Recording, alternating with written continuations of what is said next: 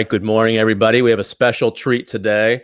Coach HP, multimedia reporter, public speaker, ex-baseball player. You self-titled yourself as the biggest failure in the history of Miami sports. We'll talk about that. He's now dedicated his life to giving back and spreading positivity throughout the world, which that's what we're into. That's all we want to talk about usually. Welcome, Coach HP. What's going on, Amato Senior? I'm familiar with Amato Junior, but this is the first time I get to meet Senior. What's going on, buddy? It's a pleasure to meet you. And yeah, for a backstory, my son Preston works, alongside of you, helps support some of the things that you do. Spend some time with you on these awesome trips that you guys make that I'm jealous about. We'll talk about that too. I appreciate you coming on this morning, this early morning for me. We're ready to go. Now, are me and you the same age? Is that what's going on? Are you 41? No, you're younger. So I'm 40. How old am I? 40? 40. No, I think I'm 45. What year were you born? 74. Okay, no, I'm 79. I was scared. I thought me and you were the same age. I was like, Preston, I could be your dad, dude. No, I was 20, I think, when we had Preston. So young. Wow, that's crazy. That's crazy. Yeah. So that's a good thing to kind of to go into. I was young and coaching baseball and watching him grow up throughout his life, and then seeing all these other parents. And I've seen some crazy things as far as coaching and parents. Could you kind of give us your backstory, and then we'll get into that actually? The reason why I say I'm the biggest failure in the history of Miami baseball is because as you know, or I don't know if you know, I'm Cuban. When you're Cuban, you do three things extremely well. You either box, play dominoes, or baseball. And at the age of 3, my dad started teaching me baseball, but he never played it officially. So he never put on a uniform. He just played it in the streets of Cuba. But he learned a lot of it by watching it on TV and reading about it, but he never experienced that. So as we developed, and I developed and I trained, I became the best almost by the 10,000 hour rule, because all my dad did was obsessively obsess about baseball. We live in Miami. We went to Disney World one time in 1982 or 83, and it was just baseball 24/7. We didn't vacation. We didn't do anything. So my dad, our family structure, if you could picture this, was my dad's the manager. My mom's videotaping the games, and my sister, my poor sister, my older sister, has to keep the games. So the whole family revolved around my baseball. The mood of the family was my baseball. My dad, being a blue-collar guy, worked for Pepsi Cola as a merchandiser, stocking Pepsi cans and boxes for 30 years. He would get out at 2 o'clock and be at every single one of my baseball events. So he literally coached me till high school and became obsessed with baseball. And he trained me not like a baseball player, but like a boxer. So it was real aggressive. And where he messed up was nobody wanted me to win more than my dad. Where he messed up was he prepared me for everything else except to deal with him. So when I would fail, he couldn't understand that. And his rage and his anger got to him, and then he would result in hitting me versus even screams, which are horrible. It would have been better then. But when you're hitting a young kid with a closed fist, that's super intense. And that's the relationship. That's the fear-based relationship me and him had. And then in high school, when all our hard work was supposed to flourish, it went the opposite, man. I had identity issues. I struggled big time. I wanted to be a home run hitter. I wanted to hit like Bryce Harper when I should have hit like Wade Boggs, because that was my style. I was a big dude, but I'm a contact hitter. And it was a complete disaster. So maybe this is a dumb question. So your relationship, if you were playing really good or well, your relationship was good with your dad? Dude, the house was like Christmas. I used to say when I was doing good, my house was like Christmas. Everybody's happy. When I would do bad, it was the worst. We're talking about he'd leave me in the field. I'd have to run home and I'm like 7, 8, 9, 10, 11, 12. And the humiliating part of us is that everybody's seeing this. And Ryan, nobody stepped in. Everybody saw what my dad was doing, and now one person stepped in.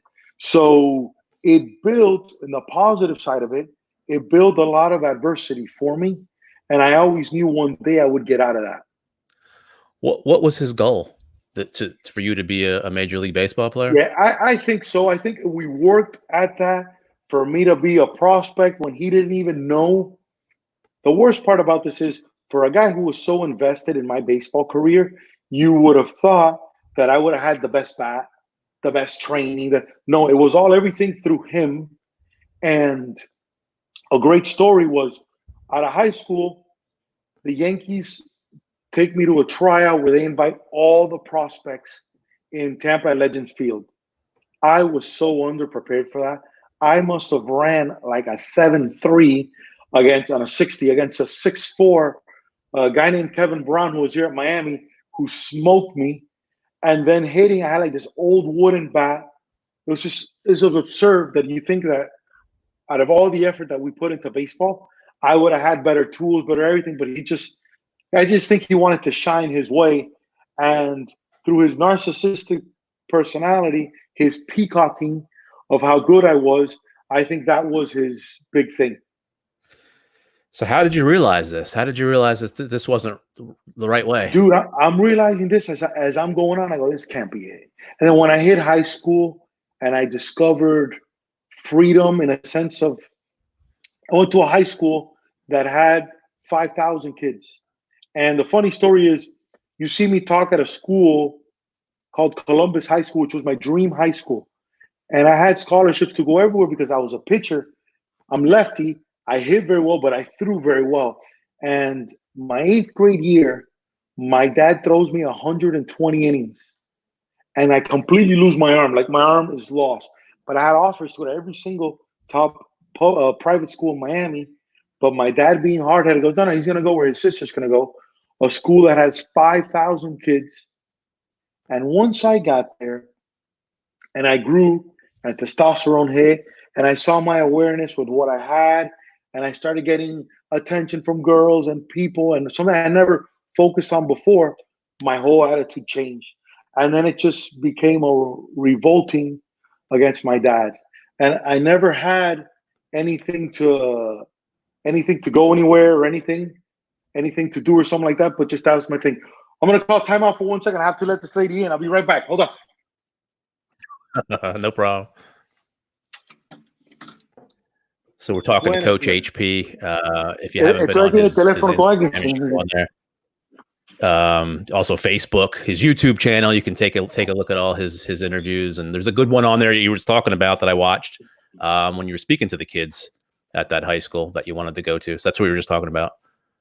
Yeah. Well, the irony of that is, my high school, I tried reaching out to him when I became Coach HP, and it didn't work out. That high school was my dream high school that their coach coached me 1 year. It's the best high school in Miami, the best private school. It's where John Jay went, called Columbus High School. And they welcomed me in with open arms.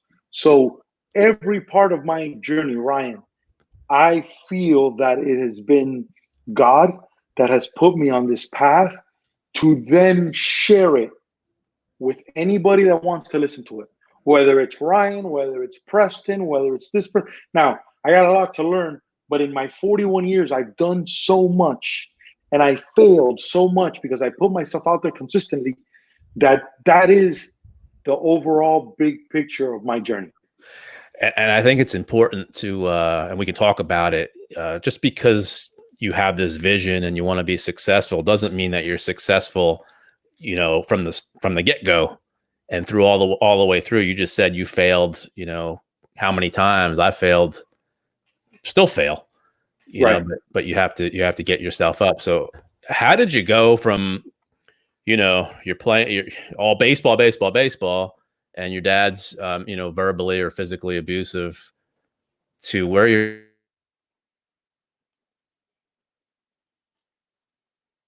You there? Oh, my man froze there.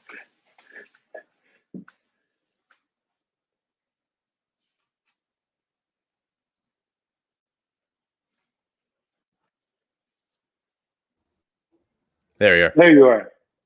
I was saying, how did you go from the negativity, the abuse, the physical and mental abuse to today, where it's all about positivity? How do you make that flip? I got lucky. I was born with for some weird reason, the man upstairs gave me a positive gene, and I suffer from extreme positivity. And I put in my brain that I was going to do something different than everybody else. I went 3 years without playing baseball. I came back and I walked on to one of the top universities here, Division I, made that team. And then when my dad told me, because I wasn't playing, he goes, listen, if you don't go beat up the coach, I'm going to go beat him up. I said, I'm done. So I left in the middle of the game. And I that's the last time I played again. And I thought about what I was going to do. And then this idea hit me that, you know what, I'm going to start acting. And I started taking acting lessons. And then Wilhelmina, the modeling company, brought me on. And I started modeling in Miami, which was awesome. And they had an acting division. And Jennifer Lopez was casting for a TV show called South Beach with Vanessa Williams. And she put me on the show. I started acting. I got my SAG card through that.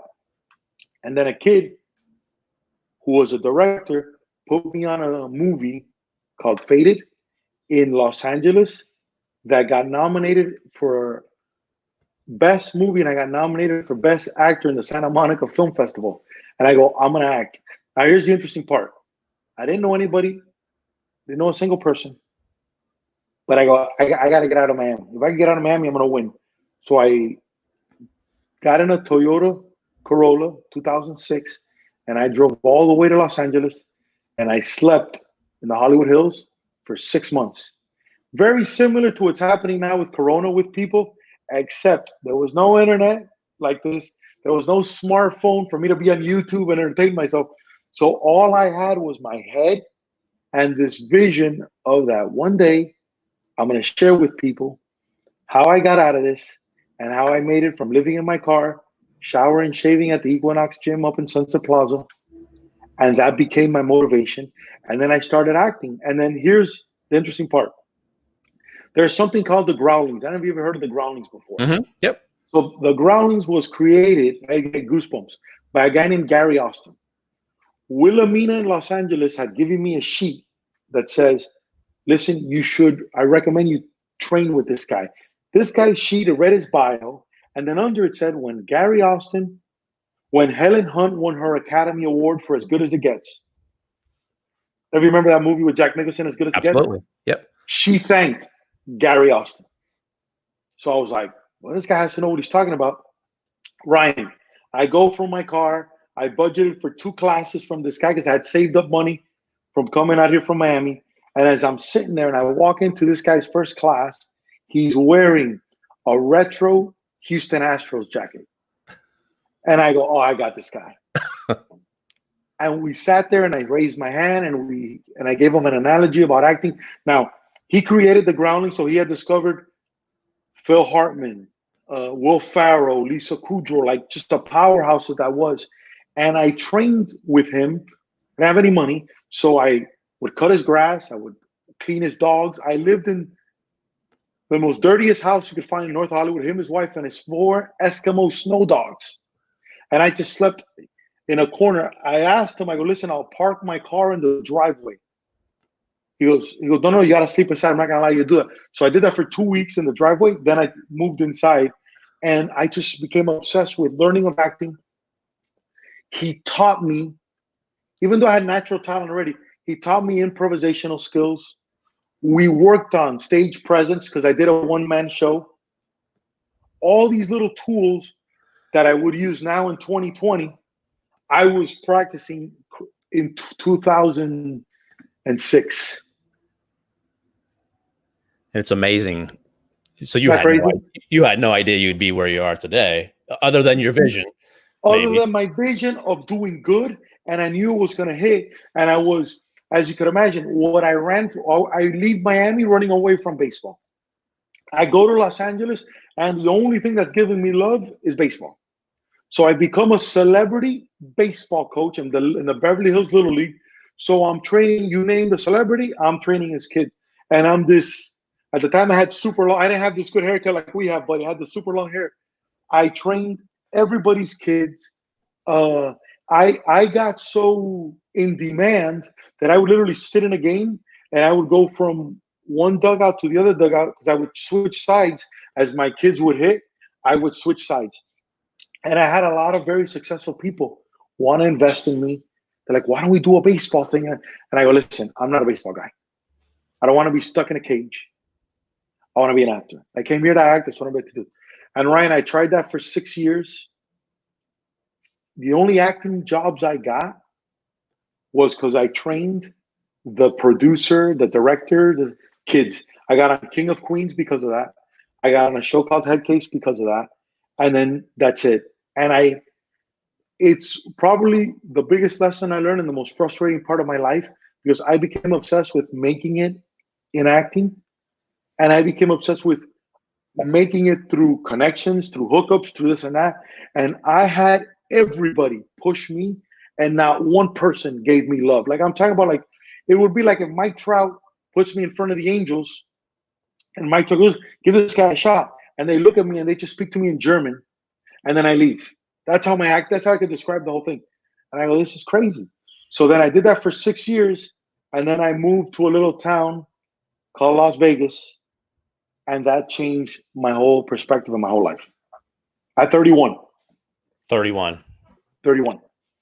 So let's go back before we go forward on there, because I want to go back to the sports and the baseball parents. Like I said, I coached, and I am a dad, so I did all those crazy dad things. I think Preston was, I don't remember how old you were, 13, 14.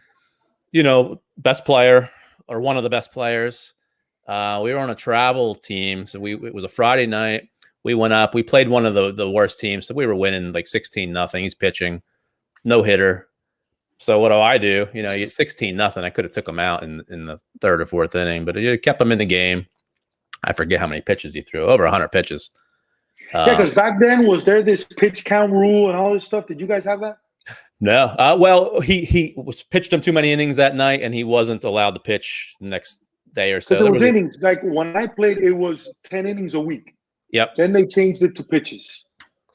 But now we're dealing with showcase teams and travel teams, and I'm talking about baseball, but it's in soccer and basketball, right. I assume too. And you see some crazy parents. You live that as the child. Could you just give some feedback and some words to the parents out there? Oh man, the most important thing is the relationship between you and your kid. That's all that matters. You can't, the joy that I get seeing you with Preston do this journey, and the fact that he's good at doing that and you guys can connect with that, that's what matters. Not that you have the #1 podcast, not that the floor company crushes it. That's a bonus. But that you can look to your right and you got your son there, and then you got the little one watching Preston and that family you're building there. That's what matters. But what happens is people, especially us men, that maybe see our kids as a second chance at what we didn't do good enough, we forget to understand that junior's journey and senior's journey are two completely different things. And one of the best interviews, I'm going to have a post set up that I'm going to do, was when Howard Stern interviewed Tom Brady. Tom Brady said, because Tom Brady was a big-time baseball player, got drafted by the Expos. Tom Brady said, my dad never once forced me to play baseball. He would say, you want to go catch some grounders? I would say yes. And that's it. And that relationship built off that. #1 mistake parents make, there's, oh, wait a minute. Look at Ryan's kid. Ryan's kid's good. You got to be as good as Ryan's kid. And the amount of opportunities that the sport gives is way more than being a baseball player. We're talking about people that just, there's a kid, I have a post coming out, there's a kid that I used to train that didn't like the thing, didn't like the sport, But the dad would tell me, no, he's really good at golf because the dad was a golfer, liked playing golf. I go, dude, why don't you put him in golf? What happens? The kid starts playing golf. I work with them on just his effort and attitude and how to coach him, because baseball is different than golf. In golf, you can literally walk to the hole with your kid.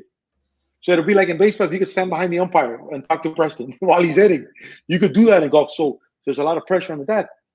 This kid's one of the best golfers in the country at 8 now, and he just did a trick shot during this Corona thing that went super viral. Everybody reposted it. Ricky Fowler commented. They sent him a bunch of Puma stuff, but we're forgetting that during our era, that didn't happen.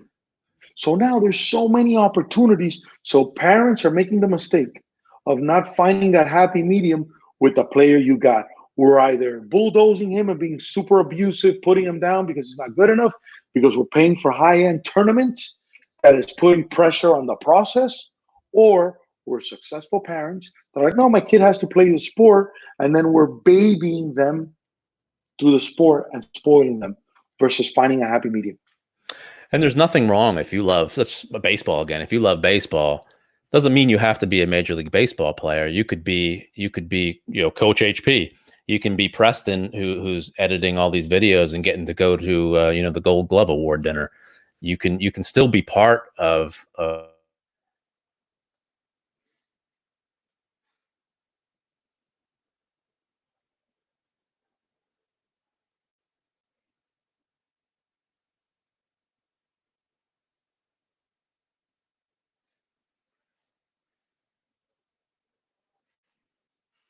You there?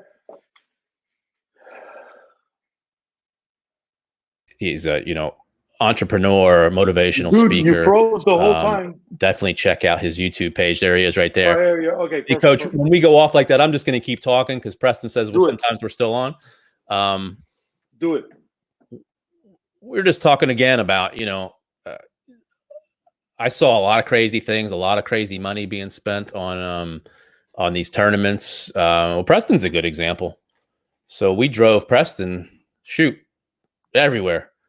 West Virginia, everywhere to go to college, and he ended up going to college. He could walk to college, where his college went, and ended up in a great position.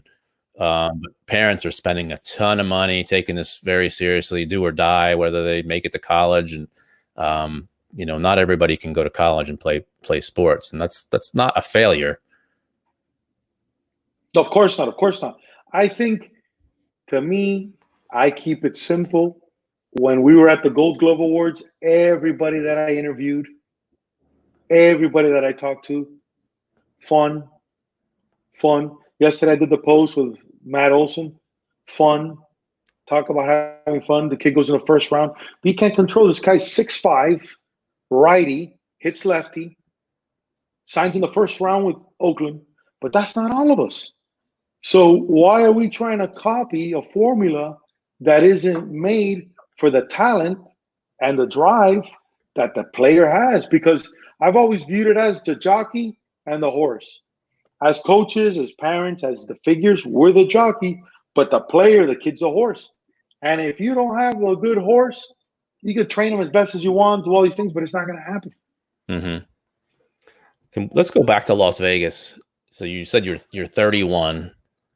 What happened there that brought us to today?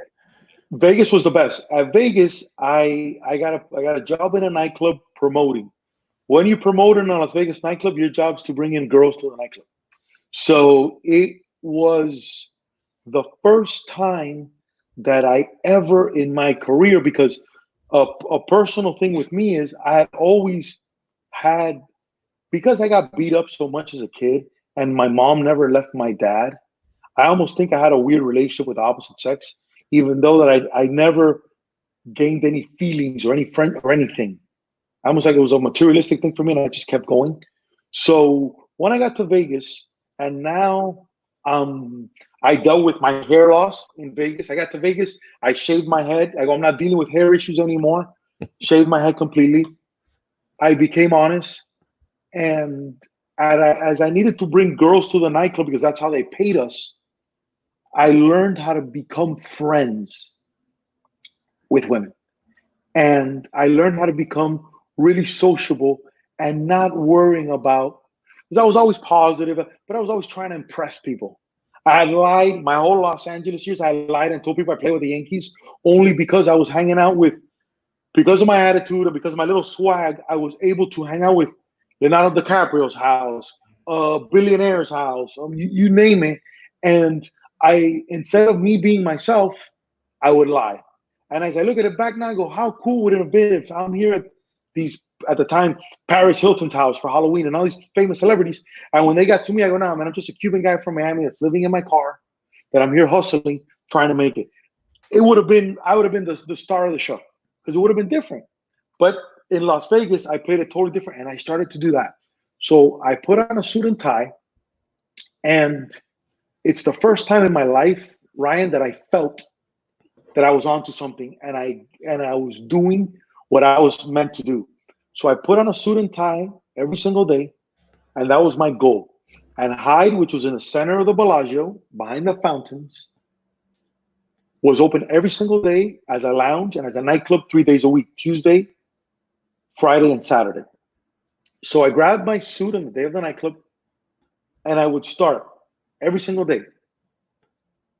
All the way at the end, Mandalay Bay, Luxor, Excalibur, New York, Monte Carlo, Aria, Bellagio, Caesar's Palace Forum Shops, back to the Bellagio every day. Any group of girls that I saw, hey, you want to come to my nightclub tonight? Let's check it out.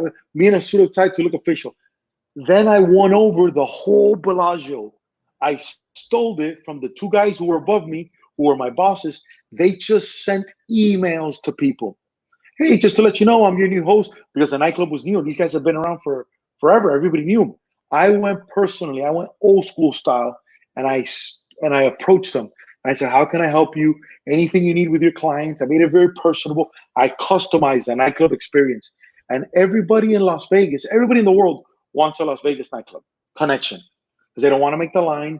It's expensive. So I became the guy of Vegas. So my goal was to go every single day for a year. Positive momentum took me to a year and a half. I couldn't stop. When my dad came to visit me, when my mom came to visit me, they saw that. And it's the first time I used to cry. I used to walk the Bellagio and cry with tears of joy. It's the first time in my life I finally found what I was supposed to do.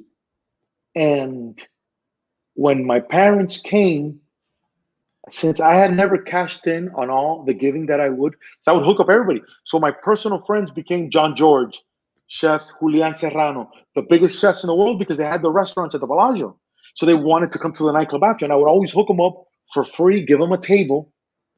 And I sat there and I gave all my contacts and everything. And it's the first time I saw my dad proud of me. Because not only did he see me making a ton of money, but he saw, like, when he came, everybody respected me. Everybody, I first saw that people respected work. They didn't respect the talk and the swag. They respected blue collar working.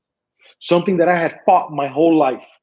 If I would have been Preston, I would have been, no, Dad, I'm not gonna clean floors. Ooh, no. And that's a mistake that people now make when they come from blue. Listen, because when you're Trump's kid, you can do whatever you want.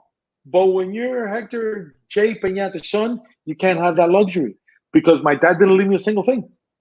So how did I earn it? How do you earn your dream? How do you bring value to your dream when your dad's a nobody to your dream? You got to give effort. You got to give attitude. And you got to give what nobody wants to give. Time, cleaning, picking up. If I wanted to be the top, what you guys do, what do you guys do? What is it? What is it called?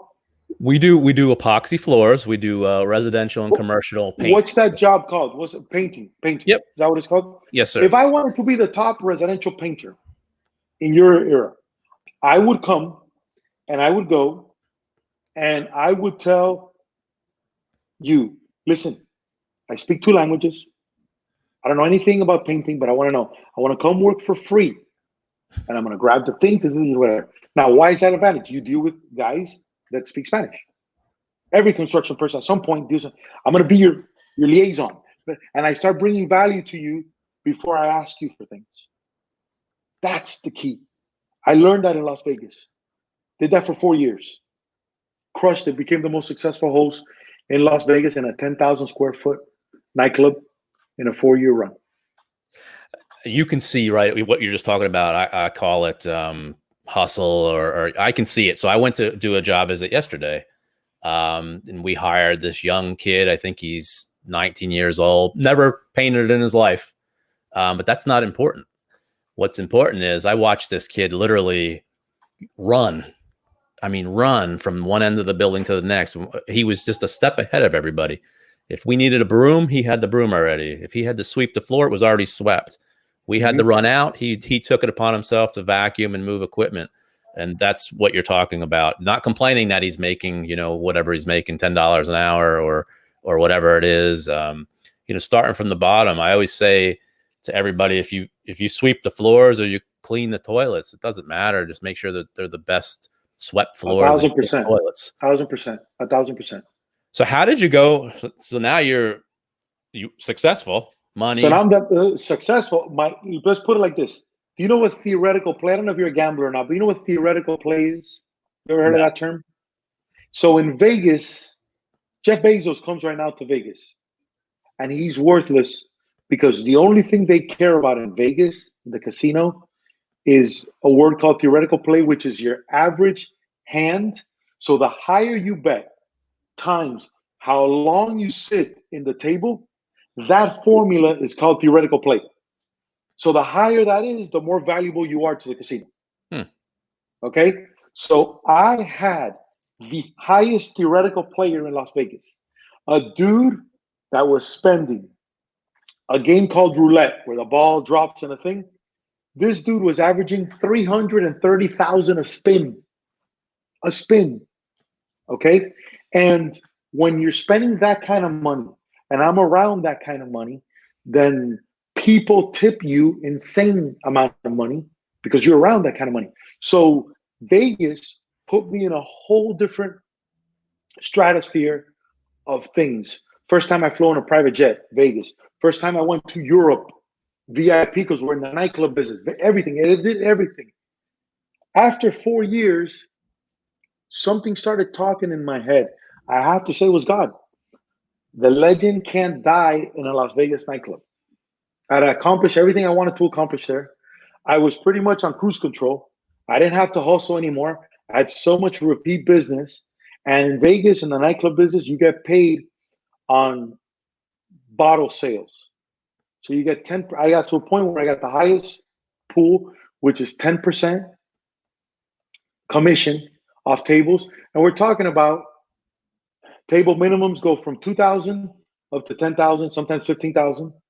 You know what I'm saying? And when you have multiple tables a night, and then guys are tipping you because you got them a good table, and I'm a great salesman at selling the experience, which is an honest experience, and what I created for these people and the teammanship I had built in that nightclub. The nightclub business is the most competitive business in the world, because especially in Las Vegas, because at the time, the DJ started becoming really popular. So if Ryan comes with his buddies and we talk, and I'm going to get you at Hyde, but all of a sudden you hear that Calvin Harris is at Hakkasan, and you meet a group of girls and they want to go see Calvin Harris, I lose you. I don't have a credit check with you. I don't have a deposit. It's done. That's how competitive it is.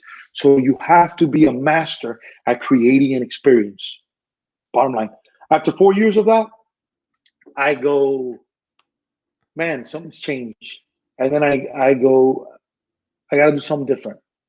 The man upstairs put that out of the blue, my beautiful wife, who we went to high school with together, who I had seen her, but I had never spoken to her because she was so gorgeous and I had nothing going on, that I go, there's no way I'm going to get this girl because my dad didn't let me do anything. I didn't have a car. We reconnected through Facebook, and she reached out to me, and I threw her best friend's bachelorette party in Vegas. And she stayed in my head. And my destiny moved me back to Miami, place I did not want to come back to. I love the West Coast. I love Vegas. I love California. I go, what am I going to do now in Miami? The city that just gave me abuse, the city that I was a clown here, man. And it hit me. I go, I know what I'm going to do. I'm going to do baseball. I'm going to start off with baseball, but I'm going to do it differently. I'm going to find a way to incorporate. I had no idea travel ball was crazy. I had no idea anything. I just said, I'm going to start doing that. I don't know what hit me. I had an epiphany or something, and that hit me. So I started to do that. Okay, hold on. Let me tell these people to be quiet. Hold on one second. Hold on. Yeah, no worries. So again, we're talking to Coach HP. We're getting into what he actually is doing currently. It's amazing story with baseball. His father, abusive verbally, physically. Then moved to Las Vegas. Became very financially successful. And now we're heading to back to Miami. So we're in so I got a bunch of Cubans here that don't know about this. So we got to quiet them down a little bit. But so when this thing hit to me, I had no idea social media was. I saw in the nightclub, I started seeing Instagram become very popular only because I saw in the table all the girls were just on this app. They weren't, and I go, man, people don't talk to each other anymore, even at the nightclubs. And that's all the girls would do. Instagram. And I saw the guys doing it. Then I'd walk around because I lived at the Aria Hotel. So I'd walk in the casino and I'd see everybody on this Instagram. I fought it. We had to have a social media requirement for the nightclub. And I got so good, I said, I'm not doing that. I can only imagine how more successful I would have been had I jumped on social media. Because I was old school. I'm like, listen, I'm a word of mouth, eye-to-eye guy, old school. You build a relationship with me, and that's good. I don't need social media. I started teaching baseball to little kids, and I got into an academy working with T-ballers, okay? T-ballers, so it was age 2, 3, 4, 5, 6, 7. And when I got there, I go, I don't know what I'm doing here, but there's a reason for me to be here. I started training, and I started talking to the parents. And that's how I started doing baseball. I grabbed a kid, and then I started giving lessons. Still not using social, how I use it now, obviously. I would just kind of use it as I would show. Let's say I was working with what's the name of your youngest son? Jackson. What a cool name. So I get Jackson.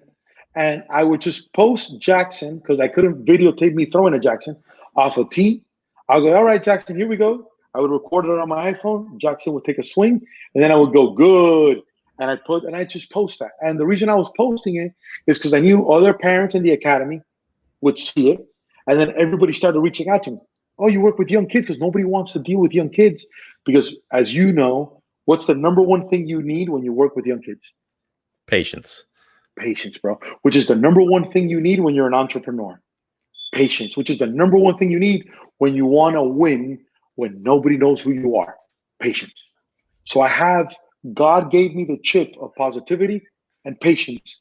So I have enormous amount of patience. So I became that guy. And then a very good friend of mine goes, dude, if you're going to do this, you're going to have to talk to the camera. You can't be doing this anymore. And I go, okay. And then I looked at the bigger picture and I go, I don't want to be a baseball. I like baseball, but I'm not in love with baseball. And there's more. I want to get into speaking because I want to speak. And that's what I feel God's telling me. And there's all these more things than just baseball. So I started looking at the YouTubers. Because I think a lot of mistake or something is different that the baseball people make is they just look at the baseball people and they stay in that world. And I started looking at the YouTubers. And I started looking at Casey Neistat. And I started looking at Logan Paul. And then I get introduced to Gary Vee. And then I see what they're doing. And I go, all right, that's interesting. All right, so I'm going to grab a camera. And I started talking my truth. Hey, guys. And at the beginning, it was like this. Hey, guys, here's my story. And I said, biggest failure in the history of my baseball, identity issues. And that, I think, made me relatable, maybe more relatable. And then one day, through the process, it hit. What's up, everybody? It's your coach. Boom. And I go, I got it. And then anybody that I felt could help me, I would shoot them a DM. 90% of them would ignore me. Hey, man, can I help? I see you're doing this. Can I go to New Jersey and see you do this? Yeah, man, yeah. Nothing. Then drove to see somebody else, get information. Then the minute they saw how little thing, they wanted to charge me for everything. And I go, all right, don't worry, I'm gonna figure this out. And that's how this Coach HP movement started. And then I told my wife, I go, the world needs to see me travel. I can't be here stagnant, which is hard to sell for a woman that just had a baby and we're best friends and we're always together. And I go, listen, I got to travel. And at the beginning, you got to travel for free. Nobody knows who I am. I got to pay anything. So that idea started getting to my head. I became obsessed with traveling. And by going and documenting it myself, I didn't have anybody to help me out. And that's how this wave of Coach HP started, with speaking to little leagues, with speaking to local little companies. And then, coincidentally, the man upstairs gave me a clientele. I have one of the most upscale clienteles in Miami. And the first time I spoke that I got paid, which I didn't even know I was getting paid, was in Fisher Island, that I trained the general contractor to build the most expensive zip code in the United States. It's called Fisher Island, little island there off South Beach. And I spoke to their whole team, and it's the first time I got paid. So all these little things, this momentum, is what now started to evolve into the social media Coach HP thing. So how did New Balance and eventually, Rawlings see you? They didn't. Nobody saw me. Nobody saw anything except this one video. I did a video because I'd always started thinking ahead. I got to start doing bat reviews. I got to do something different that isn't just because I never felt that I was like a guy that's like the hitting guru or this guru. I'd always felt that my thing was more mindset and more process and more helping, because I saw parents buy equipment that they didn't need. Nobody was helping them. I saw an academy owner worried about money in his academy versus actually helping out his people. Saying, listen, you don't need to buy this bat. Buy this bat. You can buy this. There's options. Now, you want to buy the $500 bat? Great. But there's options right now. And I didn't see any worry about that. So I became the guy worried about Ryan with Jackson. Listen, man. And in that, I did a video. And that video, which was a video at the time in YouTube that I got in my most views, was a video about a Rawlings Prodigy bat. Orange bat with a death warning on it, that it could kill parents, kill players. It was the best bat ever, with pop like crazy. And I started pushing the bat, but I did a review on the bat. Through my speaking here, somebody reaches out to me to go speak in Dallas. I go to Dallas. I speak. It's just, it's just crazy about my career. I speak in something called the Dallas Scout Camp, where they had 20 Division I people. This was my most viral video to date. Ryan, I speak before a guy named Rudy Jaramillo. You know who that is, Rudy Jaramillo? Mm-mm. Rudy Jaramillo is the greatest hitting coach probably in baseball history. So I know Rudy. Okay, I know Rudy. You probably know who he is. So yep. About 12 years back, I'm at FIU in a batting cage, and A-Rod had flown in Rudy to come work with him, Pudge Rodriguez, Raul Ibanez, a bunch of pro guys, and I actually spoke to Rudy there for a second. Little did I know that 12 years after, I'm speaking at an event, and Rudy's speaking before me. And here's the irony of life. When Rudy is speaking in front of probably 200, 300 kids, Ryan, you must have thought that Daffy Duck was speaking there in front of these kids. They ignored him. They were on their Beats phone. They were eating. They were messing around. Nobody knew who he was. And since he's a baseball guy, he didn't have the showmanship of a Coach HP and an awareness to stop the show and be like, hey, listen, guys, nobody's paying attention to what's going on. So this guy's giving gems of hitting. And I'm watching that. And I waited. And when it was my turn, I started off with my famous saying, which was, I'm about to do what you guys call a victory royale right now. And I just went hammer time on everybody there. I go, what are we doing? I go, if I would have had the greatest hitting coach of all time speaking in front of me, they would have to knock down this net. My knees would be bleeding of how close I'd be to listen to it. But instead, you guys are eating, you're listening to music, you're talking to your friends. Your parents are worried about that if in a tryout you're going to run out of food. It's just crazy. Parents were focused, then the kids got focused.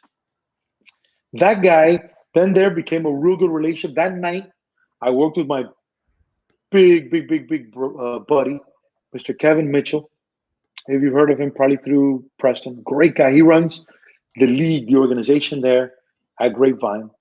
After that speech, I went at nighttime and I worked with his son, Matt, for free in a cage somewhere in a mall. They had a mall converted into into an indoor facility, and I worked with the kid, and we built a bond.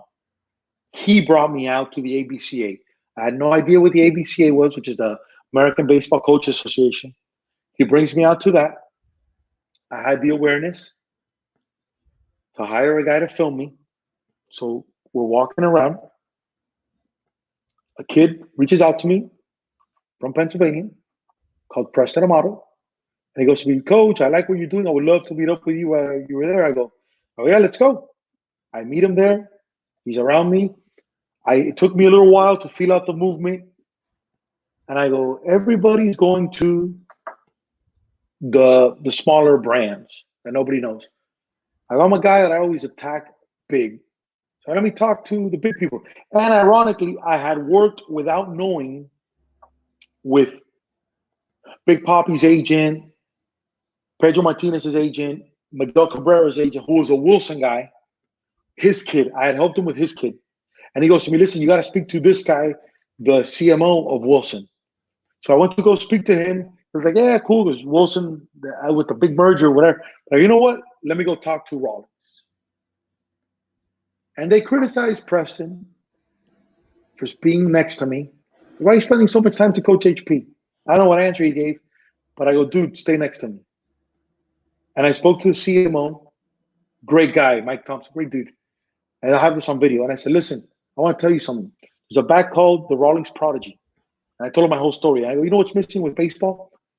Passion. People don't have passion to help. They got passion to sell. They got passion to make money. They got passion to be frustrated coaches. But there's no passion to help people. This is what's missing. This is what I can do for you. And let me introduce you to Preston. Preston, blah, blah, blah, blah. This is what he does. It might be different than what I do because I'm a personality, but here's the value in what he does. And I told him right there, we got numbers. Blah, blah, blah. 6 months later, we got the Rawlings deal. Amazing. That's how I got Rawlings. And that's how I got New Balance, because I saw New Balance there. Awesome guy named Matt. And build a relationship. And baseball's a little different than basketball and the other sports because it's more traditional. It's not as much apparel-based like the other sports are. So everything in baseball is very traditional, more long-term. And you got to have patience. And that started the thing with New Balance also. And, you know, this translates over into other businesses, not just sports, because I've had the same conversation with one of the largest painting manufacturers in the United States. And boy, they're stuck in 1970.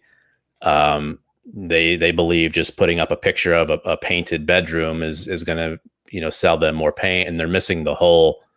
And you can't get upset at that though, because it's almost like talking to your parents to let you. I looked at it like when you want to talk to your parents to let you get a curfew a little later, or to give you more freedom to hang out, or to get a car, you got to prove it to them. Especially when you have an old school parent, and a lot of kids are like they want, and a lot of people that see the success of this kind of get mad. What I do is, like an example, I thought about this today before we spoke. I think you guys should be reviewing paints. I really think you do. I think you should sit there and go, listen, so when I started Amato and Son 5 years ago, we used TikTok painting. Now we're using Instagram painting.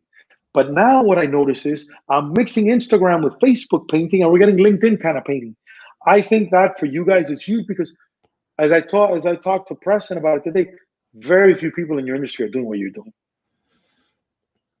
And everybody I don't care. I don't care what it is. You have one of the few companies that even during coronavirus, you guys are working because people need paint on the floor. They need that. Yep. And it goes old. It's people have different colors, different stuff. So what I would do if I were you guys is, man, I would just have daily stories of, let me tell you what happened at the church on 52nd Street. The church on 52nd Street, the pastor, God bless his soul, wanted to have blah, blah, blah, blah. I told him, Father, if I were you, and those little stories, because everybody, you'll become the, bro, you become like the Bob Villa of, right? Yes. Of your world, because nobody's doing that. Yes, exactly. I totally agree with you. I totally agree. And you give yourself some credibility and, and you have the ability already. So it's not like you're some upstart, even you have it. Exactly. So you guys have this deal with Rawlings and, I see you at the Gold Glove dinner. I see you here. I see you interviewing all these awesome people. Which all that was created like a new company, right? I had to push heavily to tell Rawlings, look, give me a shot. Let me go out there. Let me show people. Let me talk to players on a different way. Let me make this a little more exciting than, hey, so how do you feel about your glove? How does it feel being here? I just wanted to make it different. If a dude had if Colton Wong had cool tattoos, I want to talk about his tattoo. Cody Bellinger, most gangster hitting stance of all time, which I felt it is. I want to talk about that. Nolan Arenado, when are we going to bring back long hair Nolan Arenado? His cousin had reached out to me to help him on Instagram, and I didn't even know who his cousin was. I didn't even know they were related. Just stories like that, which were truthful. Keith Hernandez, my first ever Rawlings glove that I valued so much that I got in 1985 was a Rawlings Keith Hernandez glove with his signature in the middle. That kind of stuff I wanted to share, and finally convinced them to do it. We went out there for free. Okay, again, for free. Here's the first. I'm the first influencer Rawlings ever had for free because I want to bring value. Because I gotta show them. And then Preston, come with me. Let's go. Okay, you're not talkative like me, but there's stuff you can do. And then through there, I see a lot of things about him till we see him there, and I learned, dude, this dude has his thing that it's a little hard for him to speak in public till he gets going. But he sees me. What a coincidence! A guy who talks to everybody. Like if I'm talking to you now, like if I've known you my whole life. So that I felt I'm helping him, and then he's helping me, recording me and stuff. Except when he messed up the audio on day 2 of the, and the best audio ever, and we don't have it because he hit the thing by accident. But who cares? What matters is the story, and that's started that. And then every time I can, I go, Preston, let's go. And then he starts. And then let's go. Because I feel that I'm going to do this for the rest of my life. And when God has put something in my head, it's for a reason. So as we grew this Rawlings thing and we pushed bats, which we were originally brought in to push bats because I didn't know Rawlings had other bats than the Prodigy. So we started pushing the line and finding creative ways to get feedback from customers and share reviews of hit velocity, exit velocity, all these things. Rawlings became super, super, super happy with what we were doing.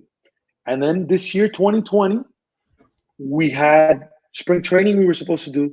We were supposed to do Omaha. We were supposed to do a ton of things that obviously got canceled. But you can't leave stuff for another day when you could do it today. That's huge. How did the Gary V visit come about? There was a guy, Andrew Goldberg, real cool dude, starts following me on social. He starts sending me comments, DMs. He goes, listen, I'm on a podcast in have a podcast.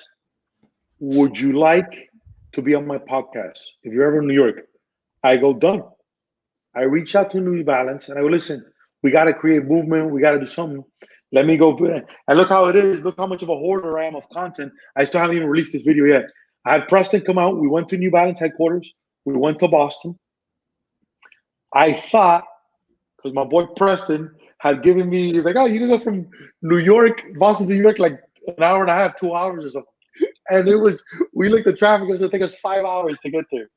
So we went in the morning. We stayed at the most, this is what we should have videotaped. I got like this $20 Airbnb, which was the most ghetto thing, somewhere like in New York somewhere, and we couldn't park that beautiful company Amato truck anywhere because there was no place to fit that thing. So we stayed at some hotel there.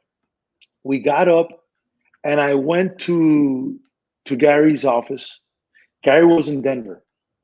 I had Rawlings make me a glove, a custom glove for Gary. And I sat there, and I felt such a good vibe from Andrew, but I did not feel a good vibe around him. And I go, something's off here. And he wanted to do it in Gary's office. He'd only been there for 8 months. And I noticed that they didn't have love for him doing it at Gary's office. I felt like he was invading their space, one of those things. So they didn't do it there. We did it at just cool. And I told him, I go, listen, man, I could care less. I'll do this under a bridge. We did it at the Mike Tyson room. Beautiful podcast. I told him what I felt, which was, listen, I think I'm 2 years early to be here with Gary. I don't want Gary to be here and go, hey, what's cool, man? Hey, give me 3 words and get out of my face. And I go, hold the glove. I did his podcast. We left. Give him some love on social, whatever. He goes to me, you should reach out to Lou. This guy named Lou. I thought Lou was a cartoonist because of his profile, but he was a baseball guy. We start talking baseball. We start talking baseball. During the World Series, Astros versus Nationals, we're just talking baseball. I go, listen, I'm going to be in New York for the Gold Glove Awards. Are you a baseball person? He goes, I'm not, but my brother is big and my dad's even bigger. And coincidentally, even though he doesn't look it, Lou's part Dominican because his dad is Dominican. So I go, done. I was supposed to get there on Thursday. I think Preston got there Friday. I showed up a day earlier and got there Wednesday. Went to a park in New Jersey. Went with Lou, with his brother Pat, with old Lou, and we're working. I'm working with him. I have no idea who anybody is. I'm just helping him, et cetera, et cetera. We didn't get to hit. We went to have dinner. We just talked baseball the whole time. Pat, coincidentally, had just plays for US Elite. Okay? I had no idea what any of these things were. I didn't even know New Jersey was that into baseball. I had no clue. Remember, we think everything here was in Miami. I had no idea. So I go and I go to the dad. I go, listen, I'm going to be here, but if I can see your son hit, because I didn't get to see him hit, let me know. I'm going to work with him or I'll speak, and etc. Drove back to New York. Friday, I get a text from his dad. I'm interviewing Ozzie Smith. And his dad goes, listen, if you could be Saturday at 8 o'clock. You could be Saturday at 8 o'clock here. Little Lou will pick you up, and we're going to take you somewhere in New Jersey. And I got you to speak in front of a bunch of kids, a bunch of stuff, et cetera, et cetera. I go, done. Friday morning, got to ask Preston. He's right there. We ended Friday morning at probably 3:30 in the morning. From interviewing people in the cold, coming back off the high that we had because we had done great at the Plaza Hotel. And we got in the car. We met little Lou, and we drove like 2.5 hours, and we were out there for 3 hours for free, helping them out, speaking, doing content, work with the kids, work with Pat. And then after, Lou told me, listen, man, I don't know if you know this, but Gary's one of my best friends. And I'm going to get you, because of everything you've done, I'm going to get you 15, 20 minutes with Gary. And I told him, I go, listen, that's great, but unless you come with me, I don't want that. Because I don't want to have, again, oh, what's up? Yeah, talk to this guy, cool, we're gonna leave, and I don't want to have that relationship with Gary. I want to have a relationship where I can see him and go, what's up, man? Cool, whatever. And it mattered. And he goes, done. And ironically, look how life works. We got it February 20th. We met with Gary. Couldn't have gone any better. Couldn't have been more chaos in a 8-minute span going around me at the time. And I was freestyling there, and he got up and left, and I thought I had limited time. But when he said, listen, he stopped everything. He goes, me and you need to have dinner. Let's sit down and have dinner. I go, done. The following day, Preston came with me. I go, come with me. I go, stay. Lou was real nice enough to say, have Preston stay at his house. We came, and we got to see Gary. No camera, no nothing, with his kids. The guy couldn't have been in his element, the sports car world. Couldn't have been nicer. Couldn't have been exactly what you see. Super patient with his kids. Super patient with everybody. And before he left, it was in the works. Blake Sheldon, the MVP for the Rays, I reached out to him for him to go speak to the Rays in spring training. And I was going to meet him in Tampa, because it's close to Miami. We were going to have dinner there and talk. And then coronavirus hits. So you led me into my question. Last two questions. I don't want to keep you on the phone all day. Coronavirus hits. You guys had all these plans, like we did. Everybody did. Right. How mentally do you handle that? Because there's a new concept. I'm going to create the third one. My philosophy is 3 things. Only 3 things I can control forever. I'm famous for effort and attitude. But my third one, which I'm going to add now on your show, we're going to make a world reveal right now. Your show is expectations. Expectations. So I go, all right, this Barstool thing hits. I'm Barstool. That's where I'm getting at. But this coronavirus thing hits. I got a pregnant wife of 6 months. I got I think a 17-month-old running around this place, going crazy.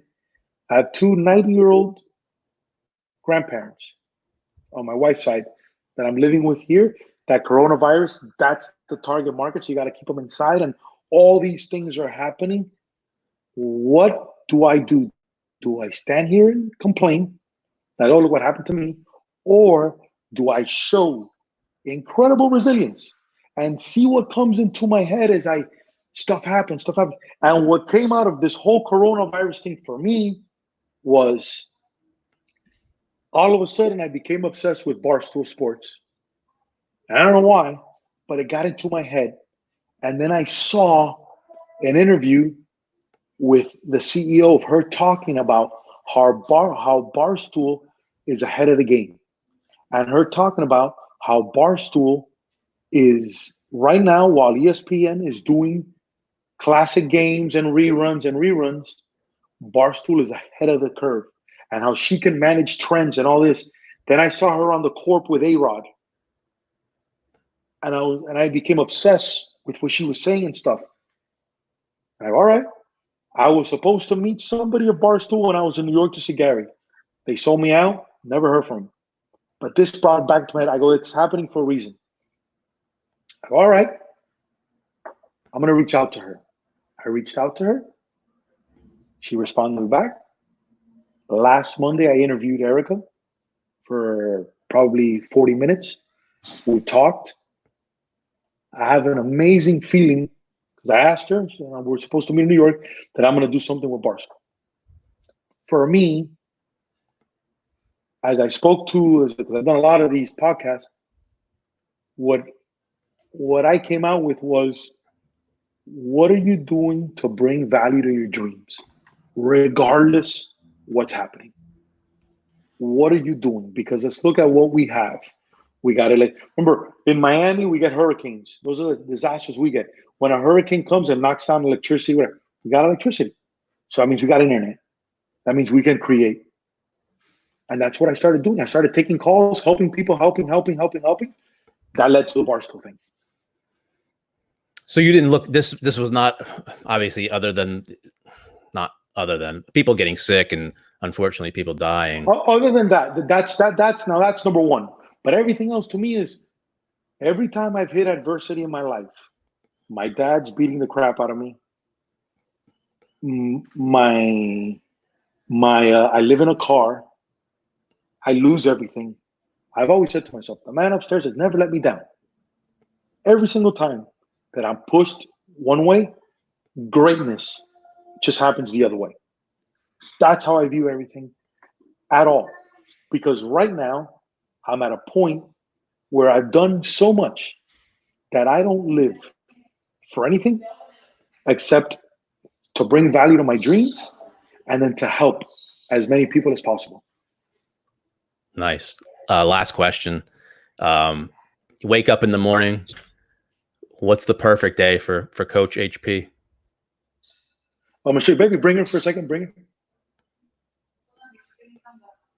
Tráemela, Fanny, cuando pueda. I'm going to show you one of my. I'm going to show you, baby, come here for a second. Here's a perfect area. Come here. No, but come here. You're like, gotta say hi to the Amatos. Look at this face. Hold on. You see that? So that's number one. That's a perfect morning right there. So that's number one. And they're going to bring out number two over here. And then it's just momentum, man. Momentum. How hard it is to create momentum. Here, let me show you. Watch it. I think you have boys. Look at this. Hold on. She has a little bit of sunblock on. Say hi, Senor Gordy. Hi. Wow. You know what I'm saying? So just the momentum, dude, of keeping it going while we're healthy. It's like yesterday, 2 days ago, I had to take the grandfather to start having a little bit of heart complications. He's 90-something years old. The guy doesn't want to stop because he's hustling. He wants to keep going. And he's now in the hospital. That's a tough situation to be in. And especially now because you just drop them off. They don't allow visitors anymore because of the coronavirus thing. So how lucky are we, man? Look at this beautiful studio you have behind me. How awesome is that? Okay, I'm recording the show with you. I got craziness going on here. I would die. I would love that studio, but that's not my truth. My truth is this that I'm dealing with here. I embrace what I got, and I control the three things: effort, attitude, and expectation. And that's how I manage every single one of my days. Do I get let down? Absolutely. I tell Preston all the time, I will listen, so this famous person lied to me in my face. This happened, this happened, this happened, this happened. Because I would have died to have me talking to me at his age. And you'll listen to me because it's not you. And I understand the kids don't listen to their dads. So I try to listen, bro, trust me. Boom, boom, boom. Does he listen to me? Just like you, 50-50. Sometimes he listens to me, sometimes he does whatever he wants. Cool. But I can't control that. I can only control my effort and attitude because I want him to win. I want you to win. I want everybody to win. I want everybody to try to be as happy as I am. And that's a win for me every single day. Whether I'm speaking to you, Gary, Barstool, New Balance, ABC, ESPN, whoever. My authenticity, to control my effort, attitude, and now expectations is the only thing that matters. Awesome. I appreciate it. Dude, if I'm not the best guest in the Amato thing, I'm going to boycott this podcast. I better be number one. I better get called back for number 2, number 3. We got to make this an ongoing thing, dude. I'm going to stay here. I see you froze, but I'm going to stay here. Don't worry.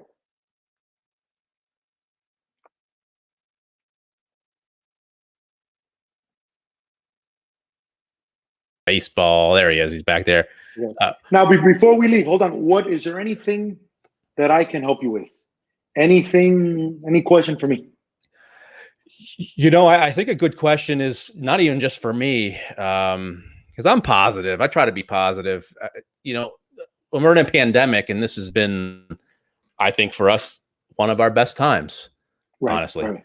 We've been able to look through everything that we do. I've always wanted to do virtual estimates, and here they are. Now we have to do virtual estimates, so everybody's open to them. I guess a good question is how do you get your team to understand your vision and your dream and to go along with it when it might seem weird? Exactly. Number one, it's like a relationship, man. As we get older, we understand how to understand women. And you might look at it like, yeah, he's right. Us at 20, we were probably a disaster because we didn't understand communication. We don't understand empathy. We don't understand perspective. It's just, you just got to grab your team and understand that, with Preston's dream is not to be in the paint business. So you have to approach him like that. Even though you've taken care of him, you've raised him, all these things, you got to understand that he's not as passionate as you are. So that's number one. But if you find out what triggers him, and you find out what triggers the cement guy, the paint guy, you got to be like the guy that spins plates. You got to be like the pitcher that has a different rotation. You can't just throw fastballs all day long. So that's my advice to you. You have your philosophy. So when I train kids or when I talk to teams or businesses or companies, I got three things that I go with. Number one, I start with the discipline. I'm going to start with the rules. And I started to ask myself, why is a guy so why do the kids love me so much? And I'm the most disciplined coach there is. Because I don't scream. There's a saying in Spanish that goes, dogs that bark don't bite. So I don't scream. I don't put them down. I set the tone for what's going to happen. This is the discipline of this company right now. Boom, boom, boom, boom. Like this. If you're going to take a break, you're going to report it to whoever you're going to report it. If you're going to buy something, you're going to have the receipt from me. If you're going to talk to a customer, I got to know what you tell them. If you're running late, I need to know because I got to cover the person. If I tell you I'm going to start your job on the 23rd and I can't do it, you got to tell me why so I could let the client know. All these little things get fixed with communications. And I'm never going to get frustrated because what can I control? My effort and my attitude, and nobody is. I've taken this thing that we've done here, you to think I'm talking to the White House right now, how serious this is. But the people in my house, I could care less, right? And I understand that. So I have to maneuver everybody. I can't be like, guys, what are we doing? Because nobody's going to listen to that anyway. So the team you build with, set the tone, then the love, positive reinforcement. When was the last time? Because we're not trained to do this. You go to Preston, dude, you're crushing it. Look at the scroller that it says down here. And I would die. I don't have any of it, bro. I don't have any of this stuff. This is awesome. Hey, man, I want to thank you, Preston, bro. You're awesome. And then, like I tell him to tell you, Dad, thank you for this. Thank you for that. Oh, you want to go completely and go do something else? Make sure you sign off with your dad and you end up in good terms. In good terms. Because, dude, he's already a man. You don't have to take care of him anymore. And I want him, vice versa, I want him to understand that what you're doing is special and the other way around. I want you to understand that what he's doing to you is special. Because this costs a lot of money. Having somebody, so just stuff like that with the team. And then I get you, I set the tone. I get you with the positive momentum, with the positivity. Bro, you're the best, Ryan. You're crushing it. You're the top. Now you love me because I'm giving you what nobody else is giving you. Because if there's one thing that human beings want, almost more than money, is positive affirmation. No one goes, hey, Ryan, just want to let you know, man, you're being a great dad. You're being a great husband. Very rare because it's just a given. It's expected. So that's number two. And then comes the player development. Look how many steps I go before I start training you on how to do things. I set the tone. I give you love. And then comes the development. I learned that a little bit from, the dog whisperer, Cesar Millan? Yep. The number one mistake people make with dogs is they automatically go to love and affection. No. And that's why all the dogs are spoiled. They needed exercise. They needed a discipline. And then you give them reward with the love. See what I'm saying? So as long as you keep those patterns with your team and you communicate every Monday, every week. Listen, guys, look, I learned this. This is why winners win. The CEO of Barstool, she went from top at AOL, top at Microsoft, now Barstool. She goes during this pandemic, okay, met with the team. What are we going to do? Sent every influencer, so they have their personalities home with a microphone and with a camera. Go create content. So what do? Out of that, the president does an unboxing where people send him stuff, 50,000 views. Another guy, those remember those metal football things, those metal football games in the 90s, 80s that you electronic. A dude did Big Cat did a Kentucky Mimic Derby where people actually bet on the horses. So all these creative things. But the leader said, we're going to send you home because you can't be here together. Everybody's bought in. And then here's the execution. So that's it, dude. Those three things.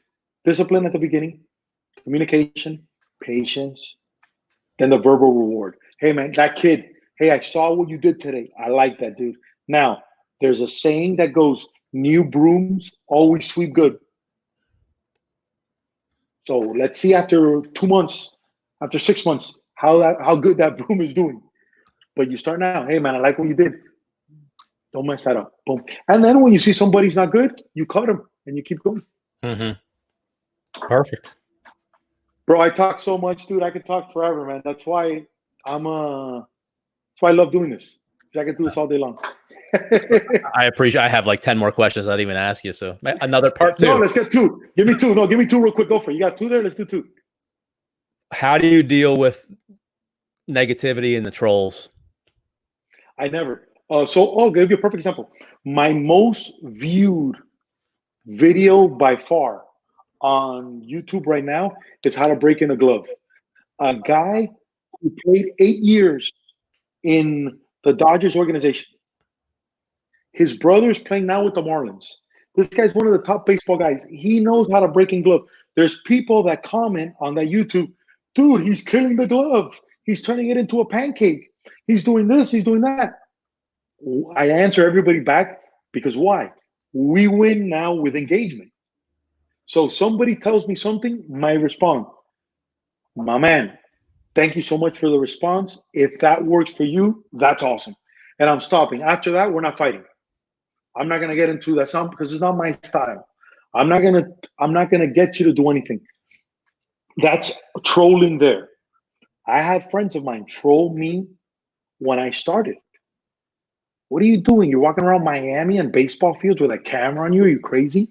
What do you do? Who do you think you are? You don't know that much baseball. I ignored it because my goal was to help that one parent. It wasn't to impress anybody.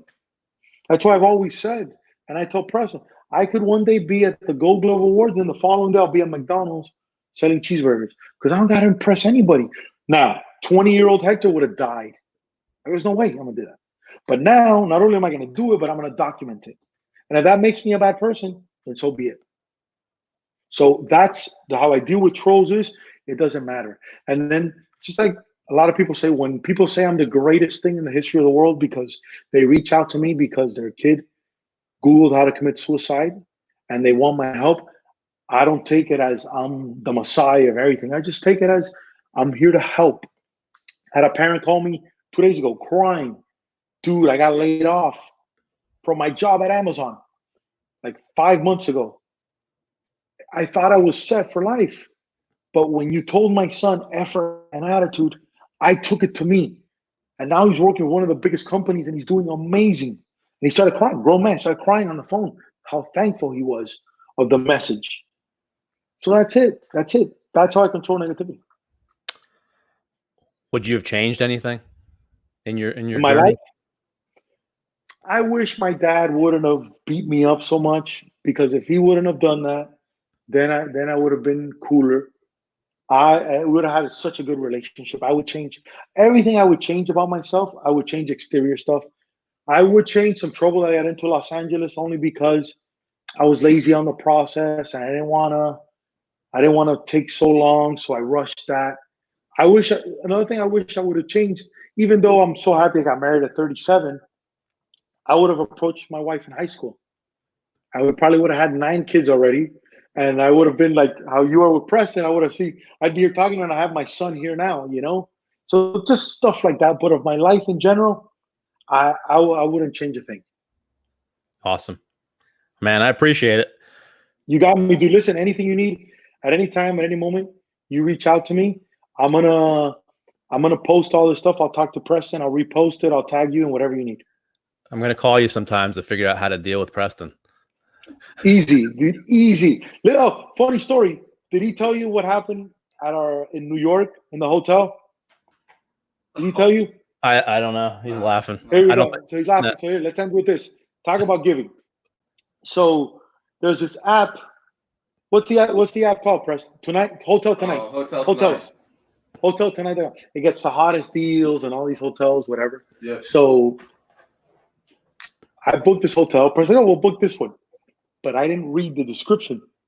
So after all this and all this stuff, we get beautiful hotel. 1 king-size bed for both of us. So we're staying together. And I go, listen, dude, you take the bed. I'm going to sleep on the floor. And this is what I want you to do. You promise me. I don't want to hear that when something like this happens, whether it's your little brother or somebody, you do the same. So that's how you do it, Preston. You get him to do stuff. You show a lot of patience. But at the end of the day, the dude's a worker. The dude wants it. Might not have the same style that somebody else has, but he'll get there. He has his own pace. You just got to be patient to guide him there. But he's an executor, and he'll get there. I would also like to know, this is my really last question. So anybody who knows me knows I'm a big Keith Hernandez fan. I'm a big baseball fan. I'm a big Gary Vee fan. And if you look behind me, there's autographs and everything all over the place. He's had all these great opportunities. Wouldn't you think that he would come back with maybe an autograph for his dad? Yes, but here's the problem with that. I'm joking. I know the answer, but go ahead. I'll tell you, he could have. You could have, but the problem is with us, we're still, even though my profile's rising, we're still so new that it's almost like, oh, no, this guy's a douche, this guy's a fan, like it's bothering them, and there's time for that. Trust me. Give us this year coming up when I think there's going to be a season when we do the 2020 Gold Glove Awards, we're going to make sure we're going to put an extra ball there because they had a bunch of balls. We're going to put a ball. We're going to call it for Preston's dad, and we're not going to tell anybody anything. We're going to slip that in, and we're going to get you a bunch of autographs. But I told them all I wanted was one of the special posters that they were giving away to the players. that was it. Yeah. And those posters, what they did with those posters is they auctioned those posters off. Nice. And they had everybody sign those posters, But we'll work something out. Don't worry. I can imagine. I'm not a baseball player or a celebrity, but I get so many stupid requests every day. I can just imagine, sign my ball for me. It's probably the no, and especially for him, because the problem I have with Preston, honestly, is I want him to speak up more. He stays quiet, and then when it's me and him in a room, I try to do the best job I can to pump him up and whatever, but he has talents. He has stuff that people can't do. And you can criticize a million things about this dude, but he built an audience. And that has merit. That has merit. To have what he has on social, it's not easy. Mm-hmm. I know. So he has talent. We just got to have patience for him. That's it. Absolutely. Well, I'm going to get him on camera more. So you two together. I mean, the guy went on camera, said his deepest secret ever, and then he disappeared on us. And I'm like, dude, you went way to 100. Just talk. But he's doing good. He's doing the live Zooms and stuff like that. And I think he's going to be doing a lot of good stuff too in the future.